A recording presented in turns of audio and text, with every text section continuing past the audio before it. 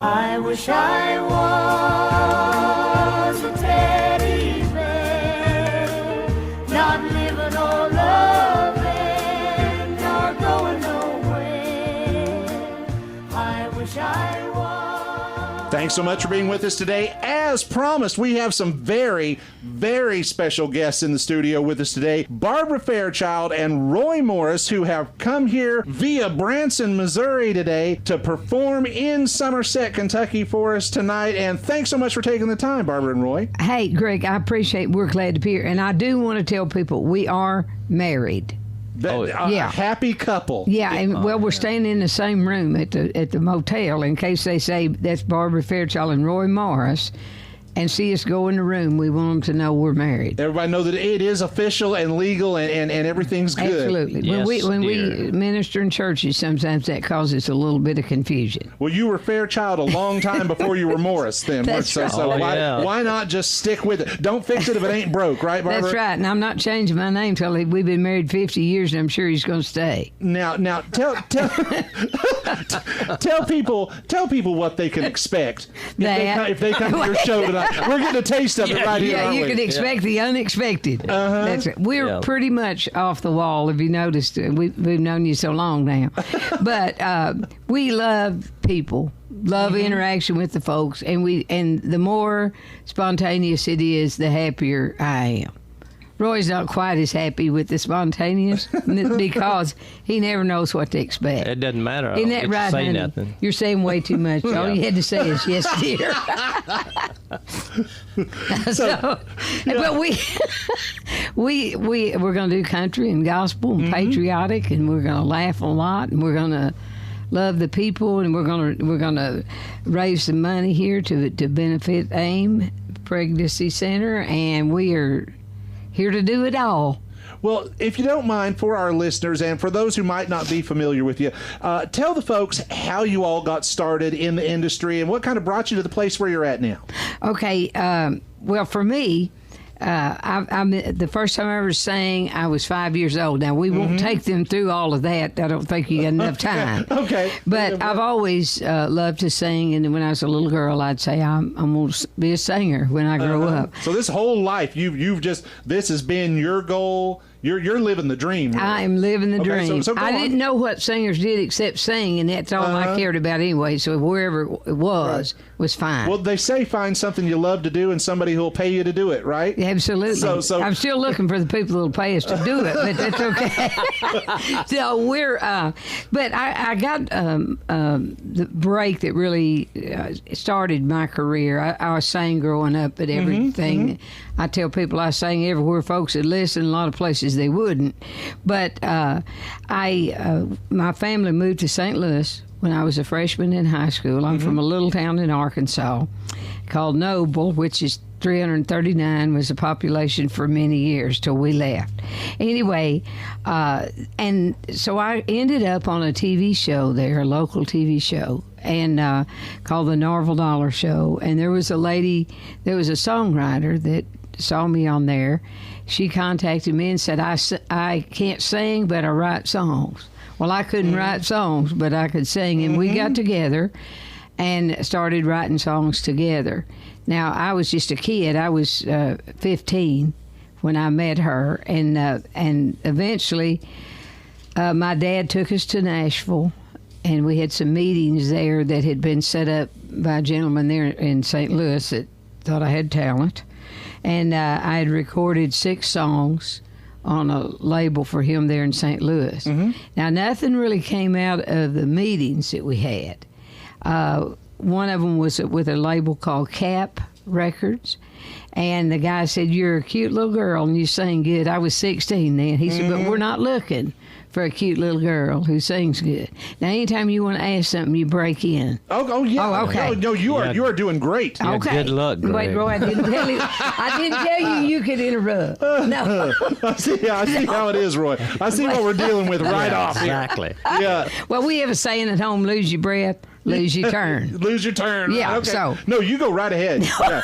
Your radio I've learned how to gold keep so my far, turn. Barbara. Okay, anyway. Dare say anything. Now, Carl, wait. Folks, y'all ought to be in here with us. This is really fun.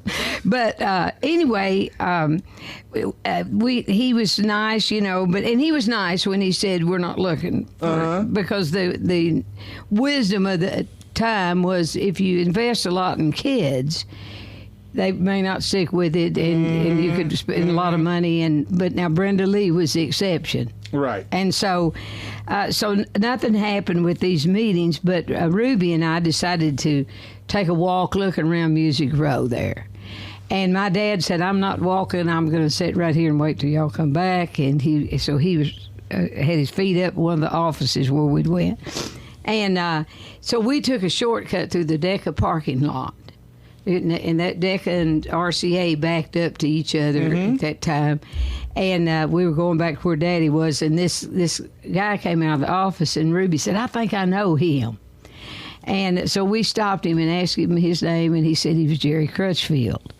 So she said, are you related to Jan Crutchfield? And he said, well, that's my brother. So she said he'd published some songs that my sister and I wrote over at Cedarwood Publishing. Now, I don't know if he would have took the time to talk to us if she had not said that. It's called name dropping now. That's right. Yeah. So making the dots connect. Yeah. And so he said, well, I was going to go to lunch. He said, so let me hear what y'all got. So we went back in his office, and I played these songs I'd recorded there in St. Louis, and her and I had written 2 songs. That's how much of a songwriter I was. And so I played the guitar and sang one of those songs, and he said, I like this one. And if you'll go home and write me 7 more as good as this, come back. As good as this. Right. Right, yeah. And we want to see if we just got lucky. And so in 2 months, we went back with 16 songs. And he signed us as writers that day, signed me to a management contract. And the next day, we were in the studio, and I was demoing these songs. And that's how, I mean, it really happened that quick. I was, And from then on, it just snowballed, and you wound up on television and overseas and on in Branson, and you just kind of done it all. It now. was so easy and painless. I'm lying. No, no, but that really did start everything for me. Well, now, I want to hear from Roy how you and Barbara met. You notice how subtle that was. He cut me out of this conversation. Well, I want to hear this story from his perspective. Have you got a mute button over there? Because I'll bet your version of how you guys met is going to be different than Roy's version of how you guys met. Well, to start with now, as a baby, as a little kid, go that far as back. a little kid, I always loved music. And then thing that wanted me to get into music was when my mom and dad took me to hear a Barbara Fairchild concert. Okay. You are not doing well. You're digging a hole. Barbara, maybe we should just go back to you for this story. If you want the facts, sir, I came. I lived in Branson for since 1982. But I left and was gone about 6 years, in and out, doing road work, and came back to Branson in 1993 and made up my mind I wanted to live there full time again. Didn't know what to do to figure that out, but the first weekend back, I went to her church service at Jim Stafford's Theater at the time, because I met a girl that I'd known for a while, and she was singing in the Presleys show, and I had gone to the Presleys on Friday night, asked her what she was doing. She told me she'd be there Sunday and come over. That's where I went. I went to her service, went backstage. She introduced us. It was nothing but hi. That was it. I didn't even know he's cute. I wasn't looking for no man. Well, I wasn't looking for no girl, but I did like the package. You should have had your mind on Jesus. Church service, But anyway, yeah, I got you. Anyway, I did go up to her after it was over with, and I said, I think we need to talk, because she had said some stuff that really hit home. And he was in very backslidden, lost condition. But she gave me her number, and I called her trying to get an appointment. She said, I'm the busiest person I know, but here's my phone number. And we wound up after about 3 weeks having a chance to go sit down and talk. And we kind of became buddies. And she asked me to sing on the service, and I said, well, I like to have people singing with me. I don't like to sing by myself. So we wound up putting in, just as trial, just to do a song or two, we had a bass singer that was in town and got him over there. Well, he was backslid too. Okay. And we were trying to get him in church, so we thought if we could get him to sing, that would get him there where God could speak to him. But anyway, we wound up being a quartet for 6 years. And this was all at Branson. So when you guys got together, you got together as a musical unit first in Branson. Right. That's right. Before you actually became a couple. Right. So it's music and the ministry that you do with music has always been a part of it with you two from the very beginning, right? From the beginning. Yep. Well, that is great to hear, and again, the really just the American dream to have such success and to be doing what you're doing today. Let's remind everybody again, Barbara, how they can come see you and get involved with your show. And you notice it's my turn. He said, Barbara, it's my turn. I know that. Okay. but it All right, is tonight. Yeah. Tonight at 7 o'clock, we're going to be at the Center for Rural Development right here in Somerset. And we've got Marianne Callerman. Marianne Callerman. She's been and sung in our service twice in Branson. And Junior Smith. And so folks can come. And do we need to give them the phone number there? If you'd like to give them the phone number, sure, that'd be great. That would help anything that let me talk, I'll be glad to do it. Okay. Okay, the phone number for tickets and information is 606 677 6000. Or 606-677-2906. And if you want to bring your kids, it's half price, $10 for children 12 and under. But you got to get those tickets at the center At the for the center, kids' that's price. right. Yes. And it's $20 for adults. That's tonight at the Center for Rural Development at 7 p.m. I want to say for those Barbara insiders, I can't tell you how pleased I am that you didn't bring Jocko with you. Oh, that's okay. That's okay.